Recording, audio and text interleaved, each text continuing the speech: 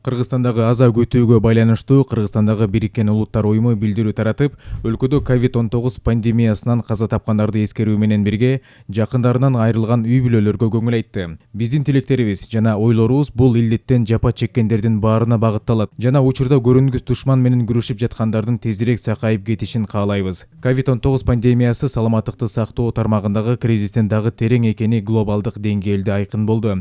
Анын социалдык экономикалык таасири өлкөнүн бардык жарандарына тийди. Кесепети кыйла убакытка чейин сезиле бермекчи. Ал коомубуздун эң аялуу катмарларына мурасыбызды, ата тегибизди бизге билдирип, чыдамдуулукту көрсөтүү үчүн жаштарыбызга үлгү болгон каарыларыбызга, ошондой эле аялдарга, мүмкүнчүлүктөрү чектелген жарандарга жана кесипкөйлүк, асыл заттык жана эрдик менен күн сайын адамдардын өмүрүн сактоо үчүн өз милдеттерин аткарган саламаттыкты сактоо кызматкерлерине өзгөчө катуу тийди. COVID-19 канчалык коркунучтуу болуп көрүнбөсүн, аны жеңсе болот. Биз сандардын акырындык менен азайып жатканын көрүп турабыз.